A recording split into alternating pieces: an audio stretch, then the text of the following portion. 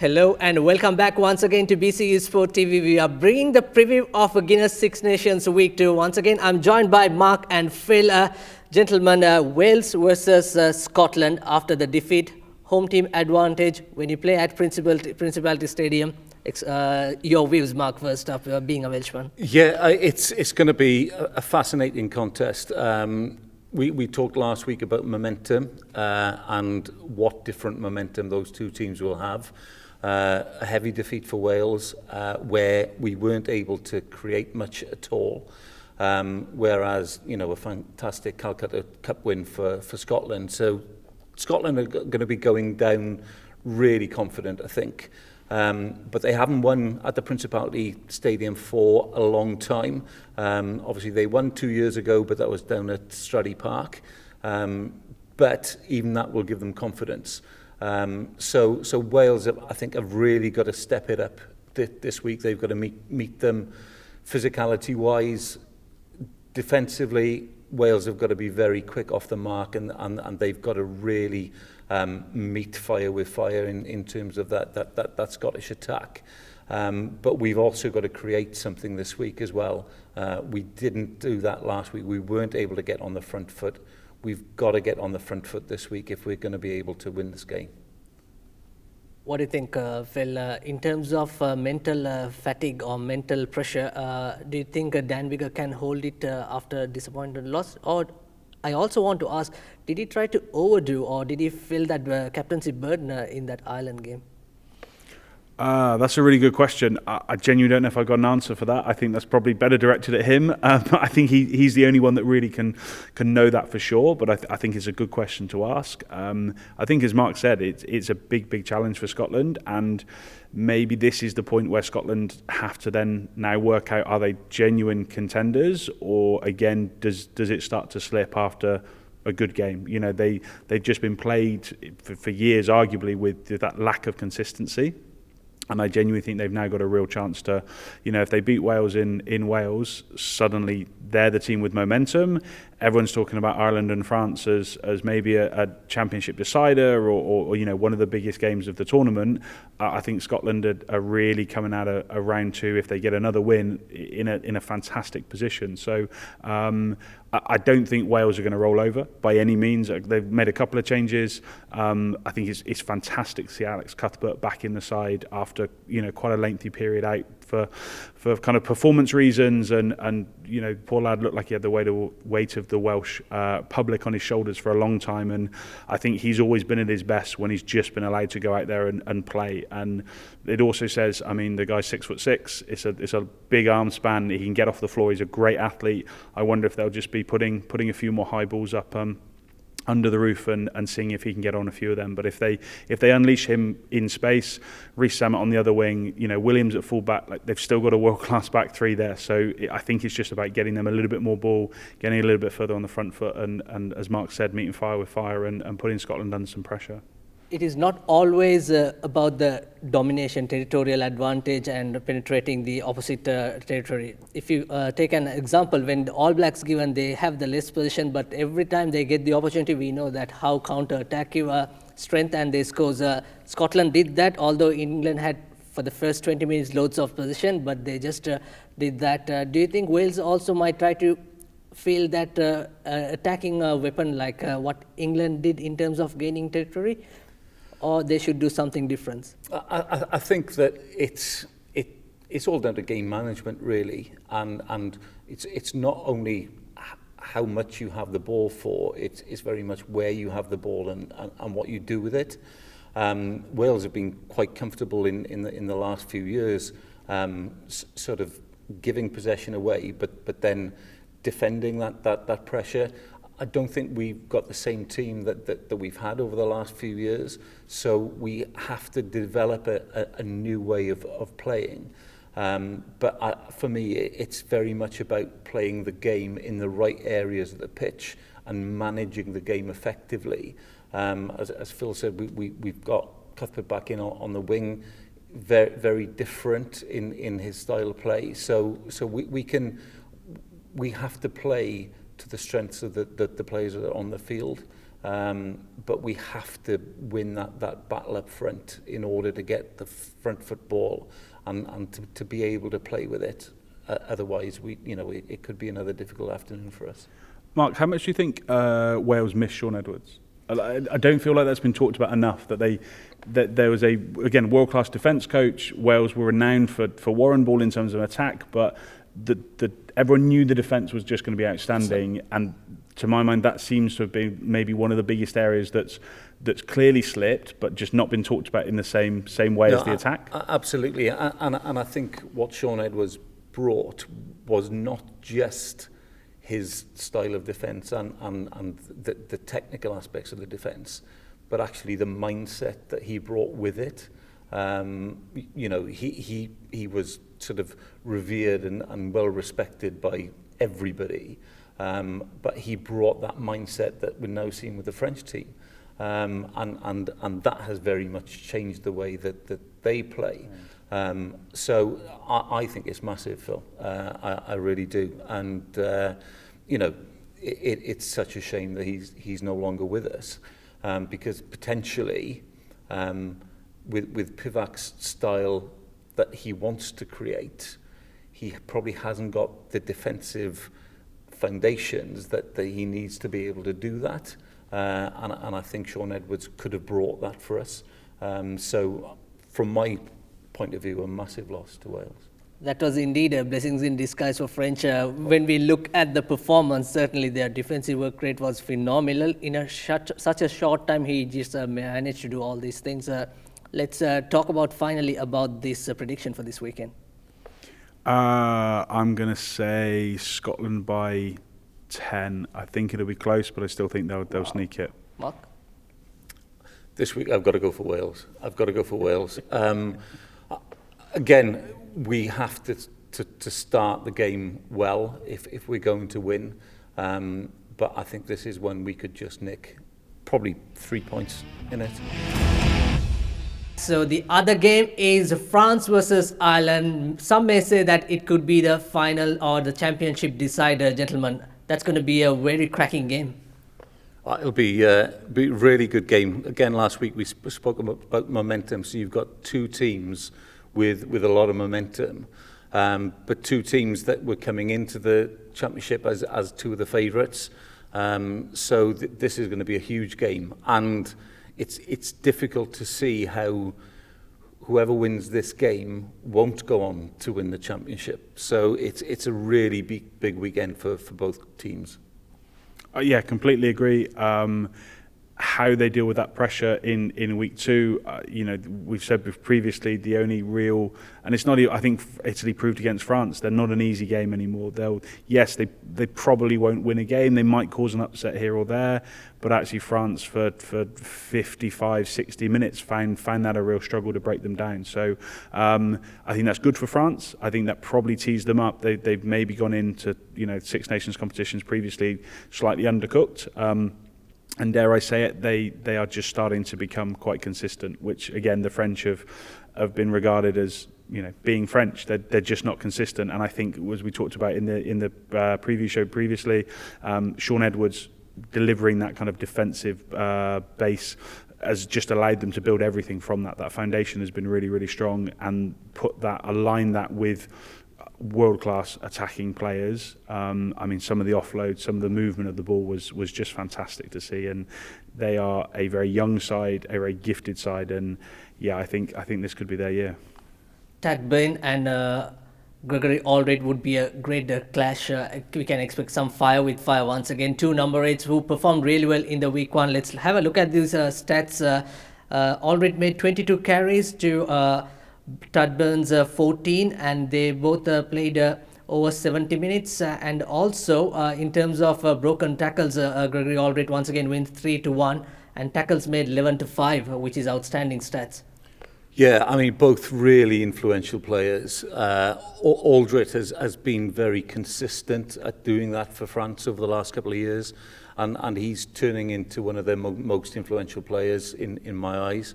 But Byrne is a fantastic player as well, and he's really got a good pair of hands on him as well. So it's not just what about he does himself, It's how he sets up people around him as well. But as you say, that's going to be a fascinating battle between the two, and two really influential players for both teams.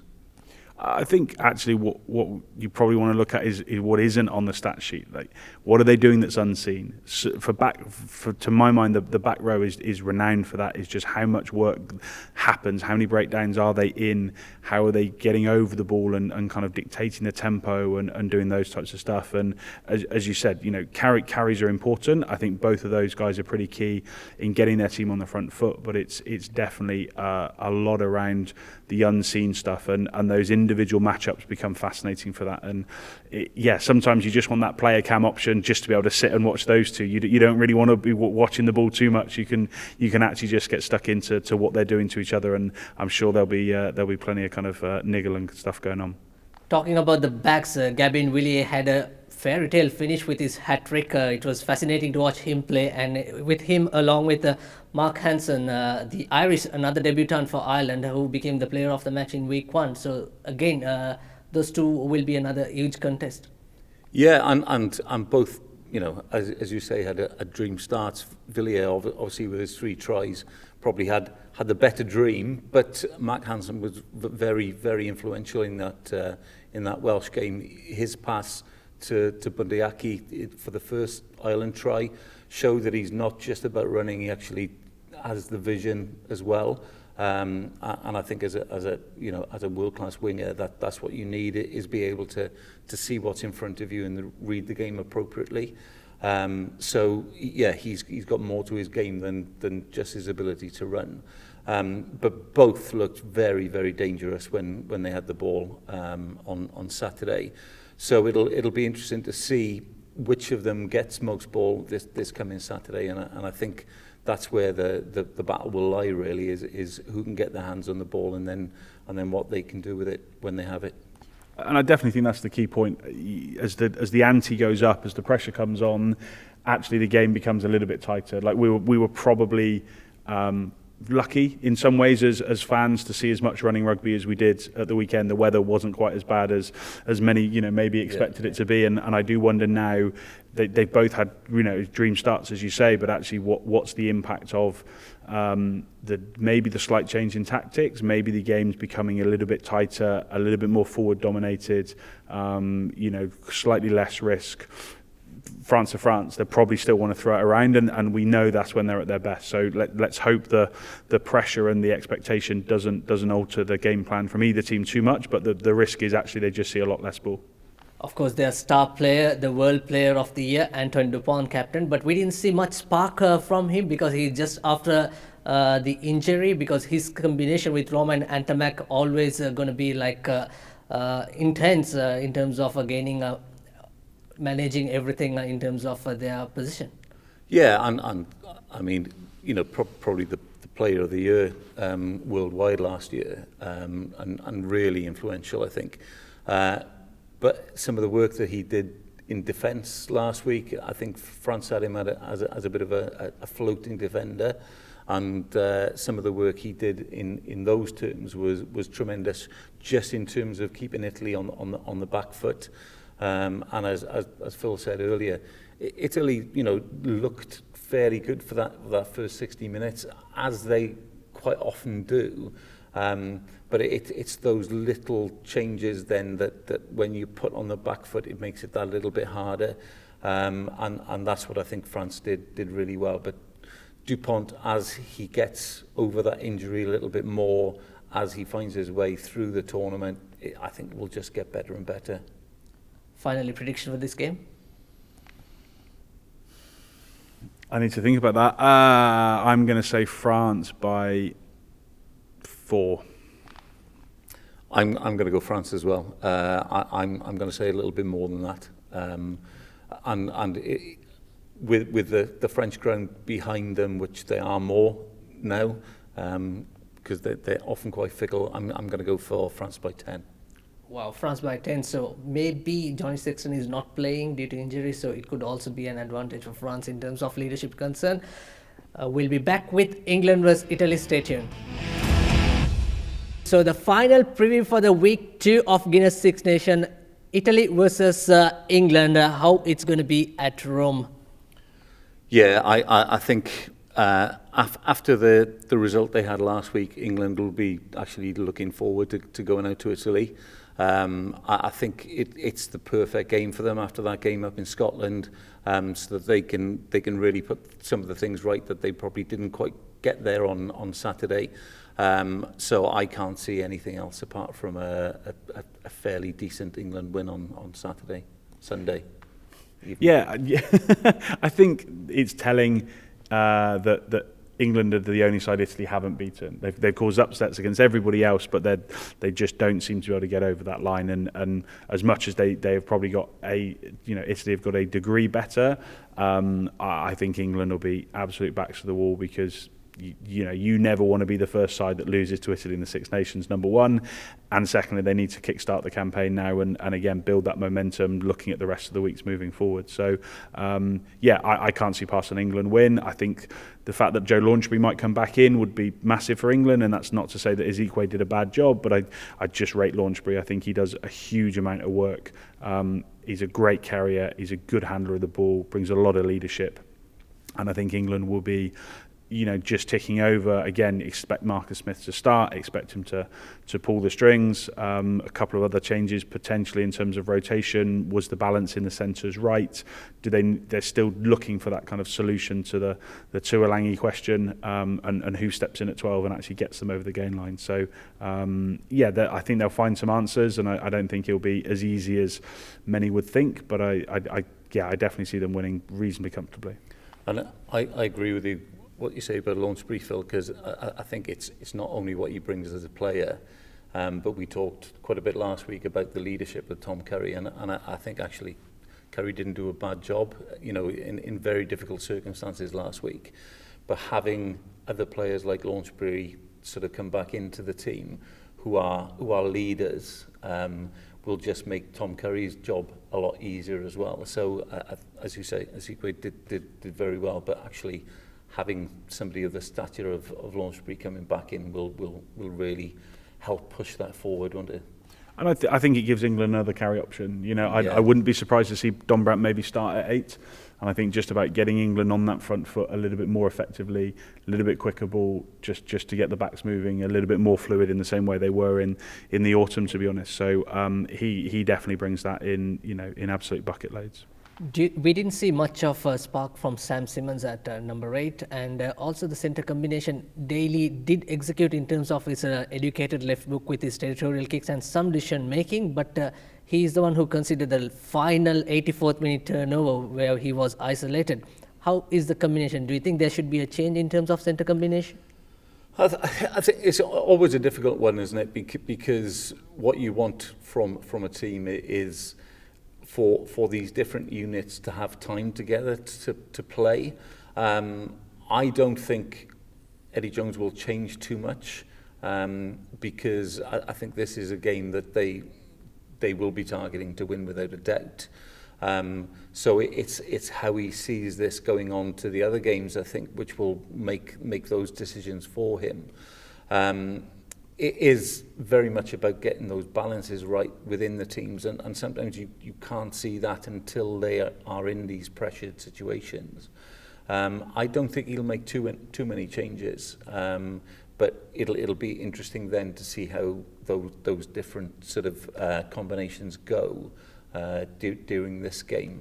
And if they don't click against Italy, then he probably will have to look to make more changes. Key man would be, you want to say something? No, I was just going to say Eddie Jones does what he wants. Yeah. That's it. That's all you can say about Eddie. He is just renowned for doing what he wants. And yeah, I think many have tried. I think if we second guess him, at your peril. Just like he said at the press conference, sometimes it goes well, sometimes it doesn't. So there you go. And one key player in terms of Italian lineup would be the fly half Garbisi. He plays for Montpellier, and even Henry Pollard didn't start many of the games because he was marshalling his troops so well. We witnessed that in the rain-affected game last week, where he kicked like 452 meters in terms of kicking meters. But he played like with mature and he's full control. But again, do you think he can do something special in terms of countering Marcus Smith if he starts? I think it's always difficult for Italian sort of individual players, and I think RBC is a great player. But it was the same with Sergio Parise in the fact that, you know, what an amazing player. But when you're in a team that tends to struggle, it's very hard to do what you would do if you were playing in a successful team. So I think RBZ is key for Italy. But how much overall influence he can have, it's difficult to say because of all the players around him. Well, there we go. So England versus Italy, another great game on Sunday. Finally, you want to make a prediction on this game, Mark? I'm going to say England by between 15 and 20. I'm going to be bold, England by 32. That's interesting. Obviously, England will look for a bonus point win. So we'll be back with next week with more analysis and also preview for the week 3. And I'm Saabir Cader signing off for BCU Sport TV.